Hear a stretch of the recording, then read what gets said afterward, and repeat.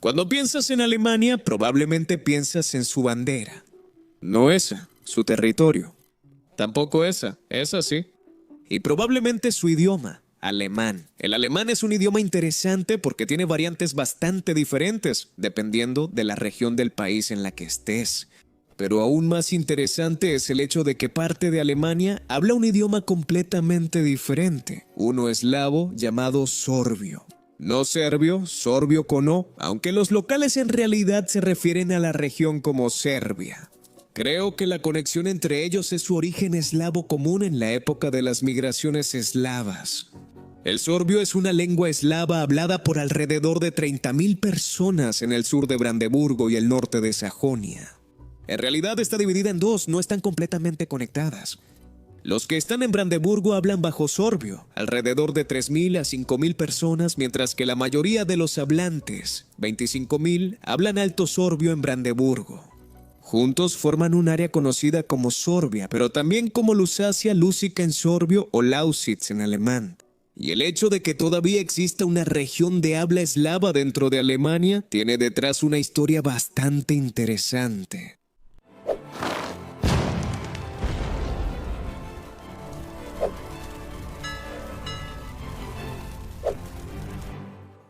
Hagamos dos cosas aquí. Primero, entender por qué la región habla sorbio, aprendiendo sobre la historia tanto de la región como de la gente que lo habla.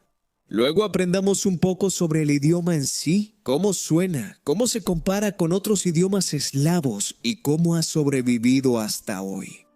La región de Lusacia, que también puedes llamar Sorbia, hoy está dividida entre Alemania y Polonia.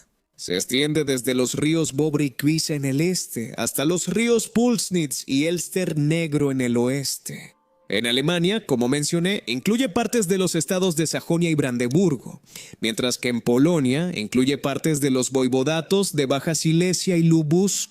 La región en realidad siempre estuvo algo dividida, incluso antes de que se formaran las dos islas lingüísticas que vemos hoy en día. La Alta Lusacia era conocida por ser la zona montañosa del sur, mientras que la Baja Lusacia era la parte plana del norte. Es un poco confuso porque la parte superior está debajo de la inferior en un mapa plano, y normalmente asociamos el norte con arriba, pero bueno. La Lusacia fue inicialmente habitada por tribus celtas, después llegaron varias otras. Alrededor del año 100 a.C., los germánicos semnones se establecieron en esa zona. A finales del siglo VI, una tribu eslava polavia conocida como los lusacianos se estableció allí de forma permanente.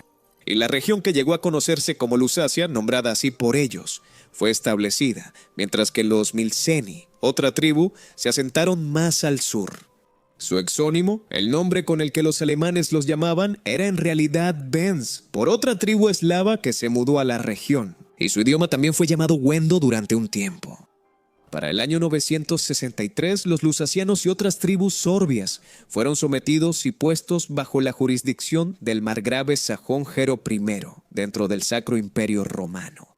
Tras la muerte de Gero en 965, la jurisdicción fue dividida, y el territorio de la actual Baja Lusacia fue incluido en la recién creada Marca Oriental Sajona, mientras que la región de Milceni, en la actual Alta Lusacia, fue incluida en la Marca de Meissen. Es interesante cómo la región ya estaba dividida en dos desde el principio, y realmente marca el tono de lo que está por venir. Al mismo tiempo, Polonia se estaba convirtiendo en una fuerza a tener en cuenta y empezaron a reclamar estos territorios sorbios.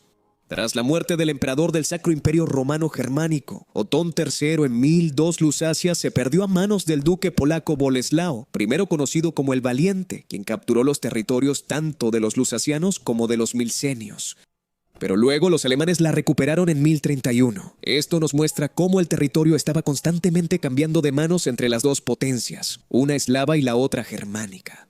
Y después de esta etapa en la historia, hubo tres periodos significativos en la región: el dominio bohemio, el dominio sajón y el dominio prusiano. Empecemos con los bohemios porque, bueno, ellos fueron los primeros. Si creas contenido o alguna vez has intentado armar un video, ya sabes cuántas tomas y material se necesitan para hacer algo que valga la pena ver. Yo uso una herramienta que me da una amplia variedad de opciones para contar mejores historias, tanto visualmente como en cuanto al sonido, y esa herramienta es el patrocinador de este video, Storyblocks. Con una biblioteca de recursos de alta calidad hecha por humanos, con más de 7 millones de recursos, Storyblocks hace que sea muy fácil encontrar lo que necesito y hacer que todo el proceso sea simple y rápido. Como una herramienta creativa todo en uno, reúne videos, música, efectos de sonido, plantillas y más, todo en un solo lugar. Así que en lugar de estar saltando entre diferentes plataformas, puedo mantenerme enfocado en contar la historia. También cuentan con herramientas de IA diseñadas para simplificar la producción. Su voz en off con IA impulsada por Eleven Labs puede generar una narración que suena natural. Y si necesitas imágenes personalizadas, su IA, la edición de video, impulsada por Runway, te ayuda a generar y perfeccionar tomas más rápido, mientras sigues manteniendo el control creativo.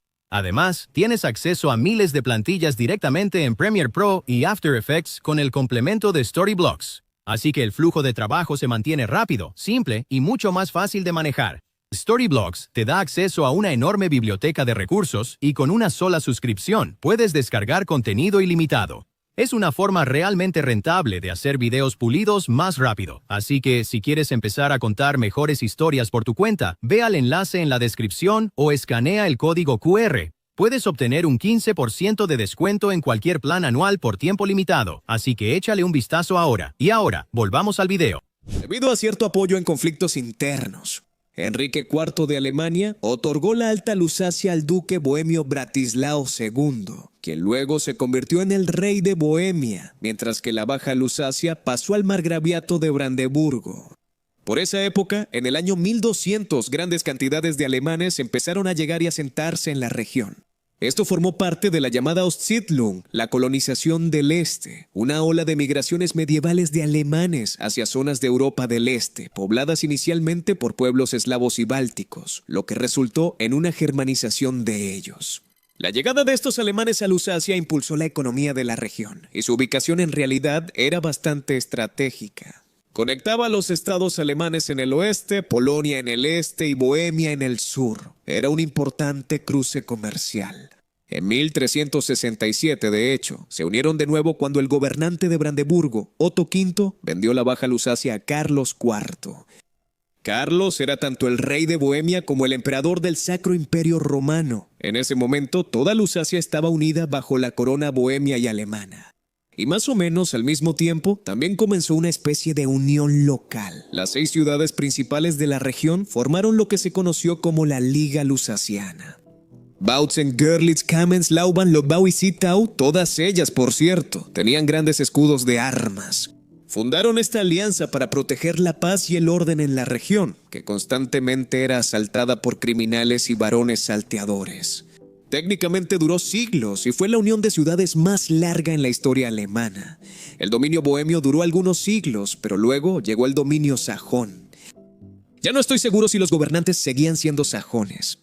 Puede que no fueran alemanes debido a ese proceso de germanización del que hablamos, pero eran los gobernantes de Sajonia. Después de la paz de Praga de 1635, que de alguna manera puso fin a la Guerra de los 30 años, Lusacia se convirtió en una provincia del electorado de Sajonia.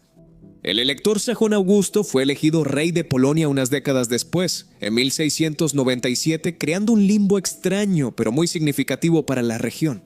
Era parte tanto del reino de Polonia como del Sacro Imperio Romano Germánico.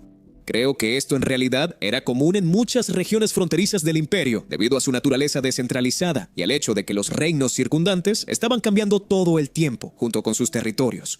La Lusacia se volvió especialmente importante en ese momento porque muchos nobles la usaban para crear una conexión terrestre entre sus tierras natales sajonas y los territorios polacos, o viceversa. Se construyeron 2 carreteras principales que conectaban Varsovia y Dresde. De hecho, es interesante porque incluso hoy en día puedes encontrar mojones polacos del siglo XVIII, decorados con el escudo de armas de la mancomunidad polaco-lituana en la región, que ahora es parte de Alemania. Este periodo de tiempo también contribuyó a cristalizar de alguna manera la identidad sorbia en un primer momento. Su nueva conexión con Polonia permitió que sus tradiciones eslavas no fueran completamente abrumadas ni totalmente reemplazadas por los alemanes. Pronto llegó la era de la Ilustración y con ella también surgió una especie de renacimiento nacional sorbio, resistiendo aún más la germanización. Pero esto era la Europa anterior al siglo XXI. El caos territorial era constante, la guerra también era constante, y Napoleón acababa de llegar para hacer las cosas aún más desordenadas. Se estableció un nuevo reino de Sajonia como sucesor del electorado debido a la disolución del Sacro Imperio Romano Germánico y la creación de la efímera Confederación del Rin. Mantuvo los territorios de Lusacia, pero no por mucho tiempo. Los gobernantes de Sajonia se habían aliado con Napoleón, así que cuando fue derrotado, el Congreso de Viena de 1815 dividió Lusacia y les quitó una parte. La Baja Lusacia e incluso parte de la Alta Lusacia fueron otorgadas a Prusia, y Sajonia solo conservó una pequeña parte en el sur. Al ver que Prusia surgía como el principal estado alemán, siendo conscientes de su poder militar y presenciando su unificación gradual de Alemania, los lusacianos o sorbios estaban comprensiblemente preocupados. Ellos exigieron que su tierra se convirtiera en su propia unidad administrativa, pero los prusianos se negaron y, en cambio, los dividieron entre Brandeburgo y Silesia. Pero en respuesta, y viendo esto como una amenaza adicional para la supervivencia de su cultura e identidad, los siglos XIX y XX fueron una era de renacimiento cultural. Fue entonces cuando surgieron los idiomas modernos del Alto Sorabo y Bajo Sorabo, o lusaciano, evolucionando a partir de las lenguas previas habladas por sus antepasados. La literatura nacional floreció y surgieron muchas organizaciones nacionales como la Domovina, una liga independiente de personas sorabas y wendas. Se creó un periódico en idioma sorabo. Aquí podemos ver su primera edición de 1848, y la cultura y el idioma sorabos perduraron durante todo el proceso de unificación de Alemania. Curiosamente, durante la Primera Guerra Mundial, la región albergó un campo de prisioneros que tenía alrededor de 1.500 personas polacas. Es importante recordar que en este momento Polonia no existía desde hacía un tiempo, ya que Alemania, Rusia y Austria la habían repartido entre ellos algunas décadas antes. Quizás como resultado, después de la guerra, la zona apoyó los levantamientos silesianos de 1919, cuando personas de origen polaco y silesiano, algunos sorabos entre ellos, se rebelaron contra la República de Weimar alemana y querían que la zona fuera transferida a la recién fundada República de Polonia, pero no lograron conseguirlo. Cuando los nazis tomaron el control de Alemania, su gobierno llevó a cabo una campaña masiva de cambio de nombres de lugares en la región para borrar el origen y la identidad eslava. La mayoría de esos nombres fueron restaurados después de la derrota en la Segunda Guerra Mundial. Pero durante la guerra misma, la región volvió a ser un objetivo de germanización y persecución. Muchos sorabios fueron arrestados, ejecutados o exiliados. Se establecieron muchos campos de prisioneros, de concentración y de trabajo forzado en la región. Fueron tan perseguidos que el gobierno polaco en el exilio empezó a defenderlos después de la guerra. A los sorbios se les debería permitir la libertad como nación, ya sea dentro de Polonia, Checoslovaquia o incluso como un estado sorbio completamente independiente con el apoyo de Polonia. De hecho, ocurrió una mezcla de eso. El Acuerdo de Potsdam dividió Lusacia entre la nueva República Alemana y Polonia, pero Polonia pronto fue tomada por el régimen soviético y expulsaron a todos los alemanes y sorbios de su lado de Lusacia. El otro lado también pertenecía a Alemania Oriental, otro títere soviético. Aunque no fueron expulsados, sus derechos tampoco fueron respetados al principio. Por esto, el Comité Nacional Lusaciano, que se estableció en Praga, reclamó el derecho a la autodeterminación y a volverse independiente o unirse a Checoslovaquia en lugar de Alemania. No lograron el objetivo, pero Alemania Oriental aflojó un poco después de un tiempo. En 1950 les concedieron autonomía lingüística y cultural. Se permitieron escuelas y revistas lusacianas, y Domovina fue restablecida, aunque bajo el control del régimen. Cuando cayó el muro de Berlín y Alemania se reunificó, intentaron nuevamente formar su propio estado dentro del sistema federal alemán, pero una vez más no lo lograron. Permanecieron como parte de Sajonia y Brandeburgo con derechos culturales y lingüísticos, pero sin autonomía. Hoy en día, más de 80.000 eslavos sorbios continúan viviendo en la región como una minoría. Los descendientes de las antiguas tribus eslavas occidentales, los lusacianos, milcenios, Sale y Vins. Muchos de esos 80.000 todavía hablan su idioma, pero solo alrededor de 30.000 lo usan como su lengua principal. Las calles y señales de tráfico suelen ser bilingües y continúan los esfuerzos por proteger y preservar su cultura e identidad como pueblo. Todavía existe un periódico diario en idioma sorbio, Serbsk Novini, una estación de radio sorbia y también algunos programas de televisión. Pero ¿cómo suena realmente el idioma hoy en día? El sorbio, o su predecesor vindish, lusaciano, es una lengua indoeuropea eslava occidental. Son parientes del polaco, checo y eslovaco. El sorbio superior suena más cercano al checo, mientras que el sorbio inferior suena más cercano al polaco.